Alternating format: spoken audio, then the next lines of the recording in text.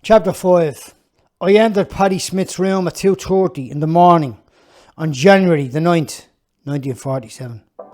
The place was barren of anything of worth. I looked at the chair, the rug, his cracked cup, and the teapot with the dint on the side. There was evidence he lit the fire the night he died. Me ma wasn't dead. She was alive. I was confident of that. She never wrote, or did she? She must have done. How else could Paddy have named her New York address as he breathed his last? The first question I had was, who am I? I believed that Smith was my surname, but it wasn't. I'm a Mooney. That madman Paddy told me so the night he perished. He took Ma from New York and brought her to Dublin after she had another man's child. Was me real dad a Yank? Was he a New Yorker? Why did Ma avoid the Atlantic? What did it offer her? Ma had an American version of Ireland in her brain. Impoverished Dublin of the 1930s had to have disappointed her. A fresh question shot across my mind. If the violent man Whacker wanted the fella I called Dad dead, would he want the same for me? See, Buster, Harry Boy and the copper had retired from the business of living. Their deaths were not accidental. Nor was Paddy's sudden demise. He peered behind him before he fell off that roof. Nah, he didn't fall. Someone pushed him. We thought of Peter, Mrs. Morgan and Jenny. Oh, Jenny, where are you now? I asked, as if we didn't know. Mrs. Morgan urged me to meet Jenny at 7 under Cleary's clock. We planned to get on the boat and head to England. Instead of meeting, got caught up in the street brawl. We missed my chance, and she sailed off. I'd lived a turbulent life, but the previous night was savage. The rivals, Paddy Smith, the man I called that, and Whacker Golden, had met to settle a score that went back to a time before Ma bore me. I crossed the floor and lay in the corner. It was bitter cold. I picked up Paddy's clothes up, covered myself and dropped off to sleep. I woke at 3 in the afternoon. It's amazing what a night's slumber can do for you. Strange as it may sound, I felt better than I had done in a long while. I located a candle and a box of matches. I sparked a wick and watched it burn as I remembered the casualties, the 4 dead men. Lighting a candle wasn't a thing I'd ordinarily do. I acted out of respect for Mrs. Morgan. She'd have insisted I do that for them. In that silent moment, I listened to her voice in my head. Ah, Frankie, love, light a taper for them. There's a good lad. As Mrs. Morgan's words lapsed. In that place, I found that it was peaceful now. See, Paddy kept disorder in order. I imagined him sitting there, his evil eyes, his unkept hair, and the unshaven chin. He never dressed up. He was always unclean. It was as if you couldn't detect him because something like a shadow concealed the real man. He'd hoped I'd be his prodigy, that someone who'd carry his monstrous nature to the next generation. Paddy recited poems by the fire, the twinkle, twinkle, star stories. Twinkle, twinkle, little star, how I wonder what you are. Did you ever think about us and how we are, Paddy? Those thoughts subdued me. This dominating creature imprisoned my soul. He raised me from a child like a back alley dog. He'd recovered. However, all the raiding was done and he was never coming home. I was free. The taste of freedom was inspiring amidst the events of the last few days, tragic as they were. Normally I'd go out this hour, but I decided against it and roamed around the rooms. The snow was falling heavier. I gazed through the net curtains at the creatures that were in idle pursuit for something and nothing. The fleeting faces, the never-ending restless struggle to set bread on the table. I watched a bootless beggar in a doorway, a shivering outcast condemned to live life like a twig in a noisy churchyard. I glanced at the people passing and repassing and asked myself, is this a vague idea? Or could it be more to life than this? Buster's image bounced into my brain. He killed the copper and sent him down the river, his body floating along the banks of the Liffey. See, behaviour creates an atmosphere. And in that atmosphere, behaviour becomes contagious. My present position was this. I had to bring closure to the ramblings going on in my mind. As I mused over a few details, Harry Boy arrested my thoughts, and I remembered one of the last things he had said. He had looked back at me and flicked a glance at Slasher. When he saw that Slasher was otherwise engaged, he put a cupped hand to the side of his face and mounted. Slasher did the bold thing with Rosie. With a surprised expression, he pointed sharply at him and continued to mouth. Him, doing the bold thing. I saw him. Poor Rosie, that dirty beggar Slasher. He did the bold thing. Harry Boy saw him and paid dearly for sharing his company. A tear fell on my face. I swore I'd never cry over anyone, but I rebelled against my logic and sat with streaming tears. They were not for any of the above, but for poor Rosie. I visualised the scene, Rosie alone in the bleak basement room. She dared not jump at the sight of Slasher. Did she hear them moving, those creeping feet with ill intent? Could she not have hurried away or let out a cry? Terrified and hemmed in, she did the only thing afforded her. Rosie filled the night with silent screams as she lay on the cold ground and stared at the blackened sky. Chapter 6. Rosie was one of Codswallop's daughters. She was the sweetheart with the big nose, the kid who said the first thing that came into her head. The girl with the large eyes and pleasant face. Pudgy Big Nose, that's what the children call her. Rosie Pudgy Big Nose. Rosie was no longer the same little girl Slasher had seen to that. It took time, but she changed. She had grown into herself. Yes, that's what the people would say. Rosie, you've grown into yourself. Well, that's not exactly what they would say. They'd say, Pudgy Big Nose has grown into her nose. Rosie was 2 years younger than me. On a hot, blistering day when I was 10, I rambled around the fruit markets near the courts. Tiny fingers gripped mine. I looked and beheld Rosie. Hello, Frankie. Can you take me home? I want to go home. Rosie, what are you doing over here? I followed you. Rosie. Me ma smells like fish, Frankie. Me dad smells like beer. Me ma's hair's in nuts and me dad's hair's in bits. That's 'cause me sister Esther cut it when he was asleep. Me ma said, Esther, quick, cut your dad's hair while he's conked out. But don't leave it in bits. She left it in bits, Frankie. She came running in shouting, Ma, I did dad's hair. It's in bits. He wouldn't stop moving. Me ma said, it's far from his arse. He won't be sitting on it. It might even keep him out of Bowser for the wood. You stitches our best. Don't be worrying about it. You gasped Rosie blood in a fit of laughter. Me ma said she doesn't know where she got me from.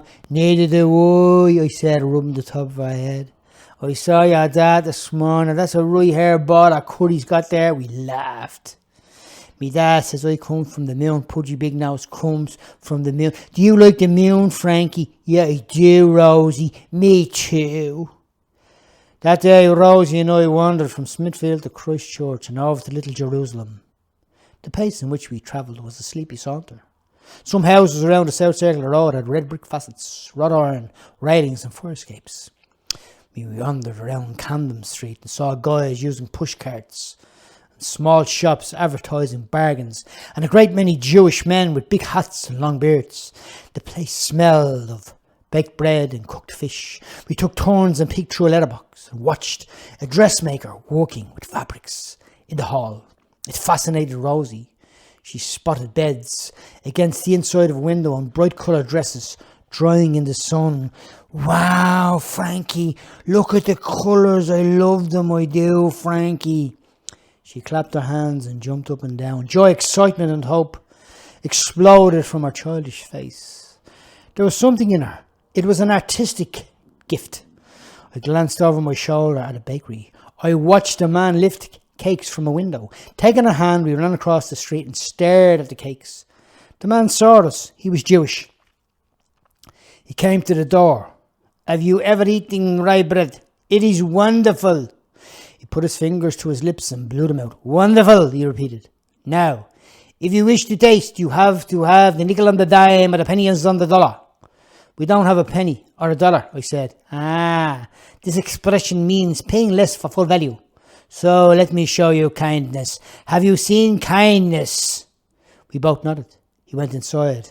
Then he came back and handed us bread. He called rye bread. We said thanks and ate in front of him. It was crispy, tender, with a floury bottom. And for us starving kids, it was the most enjoyable bread ever. The old man smiled. Then he winked and handed me a shilling. He gave one to Rosie. We were amazed and overjoyed, so I took her hand and we ran in case he changed his mind. Those days were long gone, and so was Pudgy Big Nose. Rosie had grown into herself. Her face changed, and what was once pleasant was now stunning.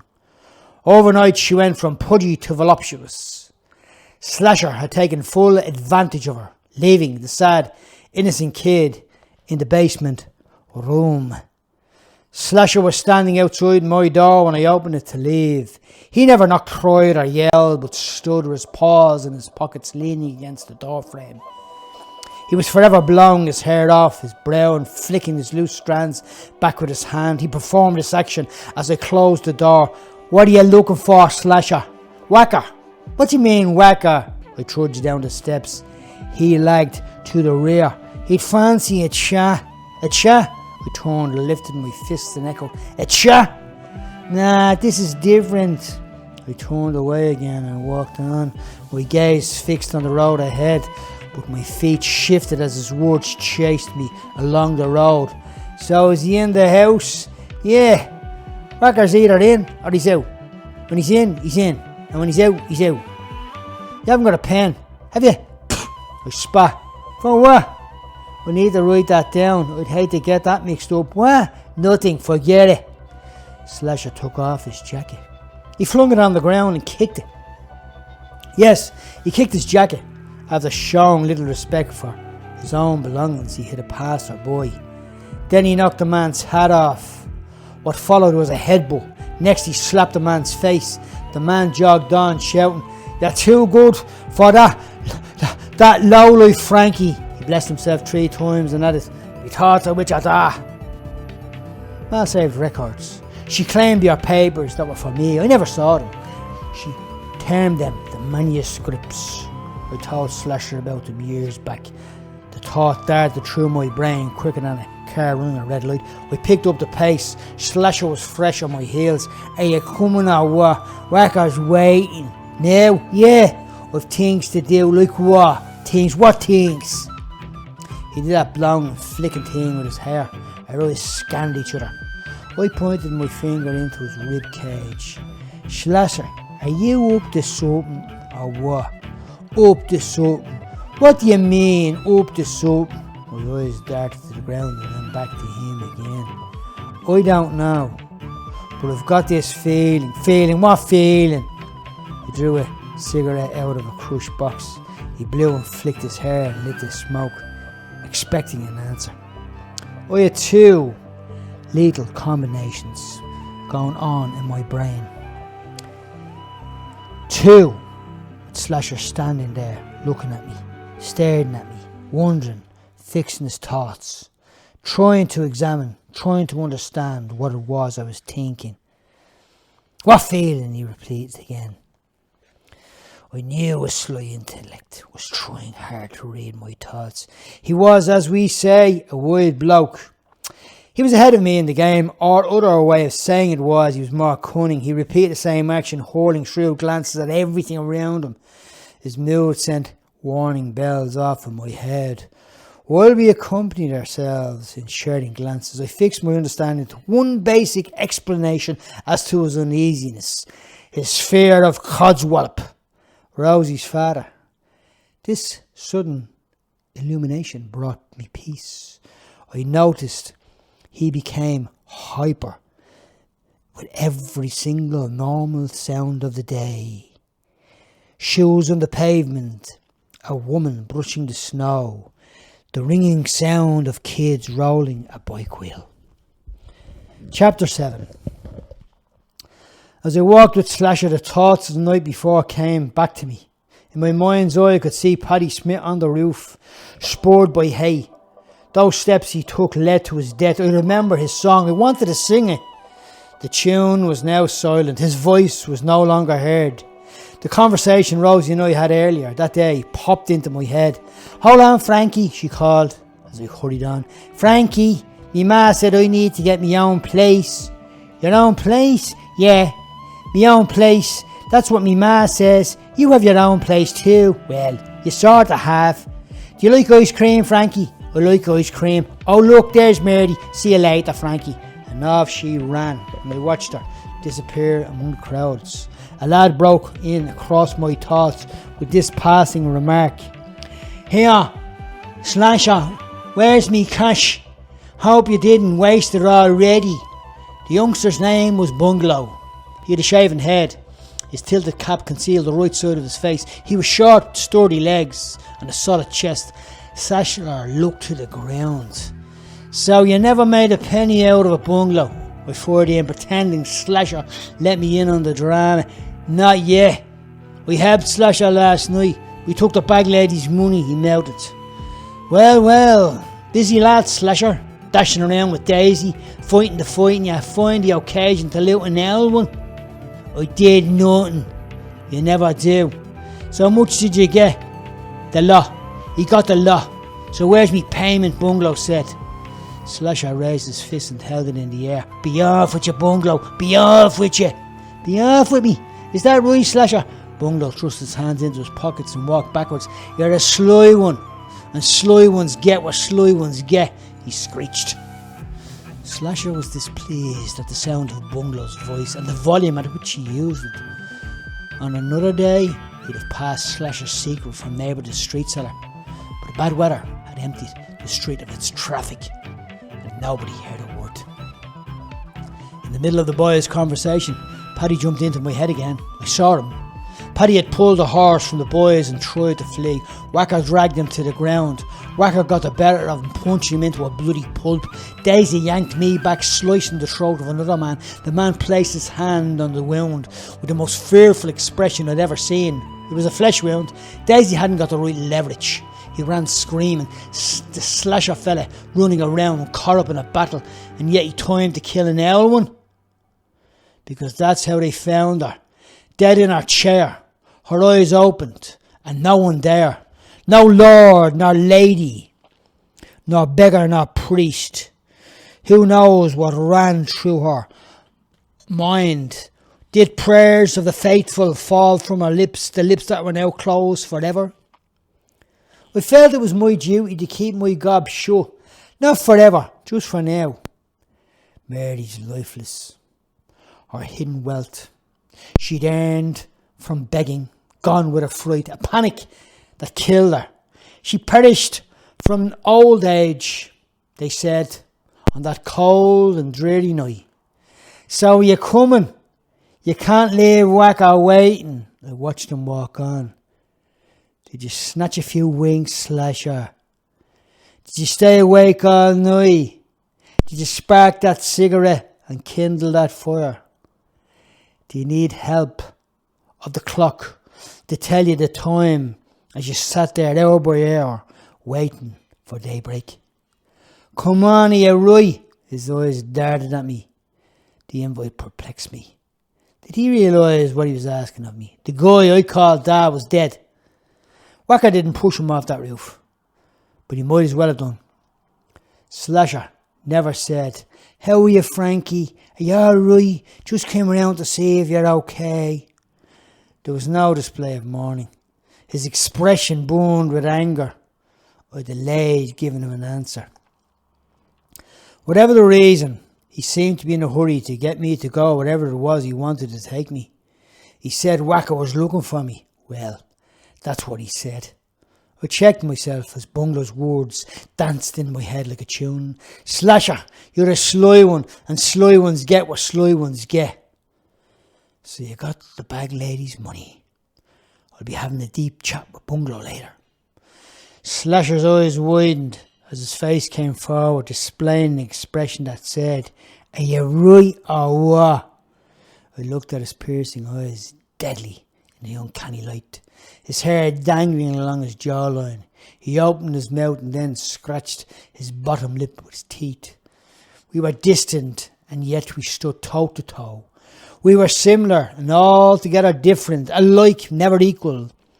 Cut from the same cloth, tailored by a different hand. And at the age, tender as it was, of 20, Slasher became a murderer. He spat on the ground. Are you right? Or what? Yeah, Slasher. Come on, let's go and see the Pied Piper. As we pondered on our journey, a few sorrowful looks greeted me. Neighbours shouted from the doorways as windows across the street became silent. One whispered, here, there, you okay, Frankie? Poor Paddy wasn't as evil as people made him out to be. How are you, Frankie? Asked Mary Bunn, another fine specimen of humanity. Her long coat was opened. Underneath she wore an apron and a scarf, which, from all intent and purposes, she had got from a second-hand shop at the hill. She rubbed a shilling between her thumb and her finger and said, I'm going to the church to light a wax stick for poor old Paddy. I saluted respectfully. Slasher passed no comment. I feared. Does Wacker want me dead? I flashed a glance at Slasher. He smirked.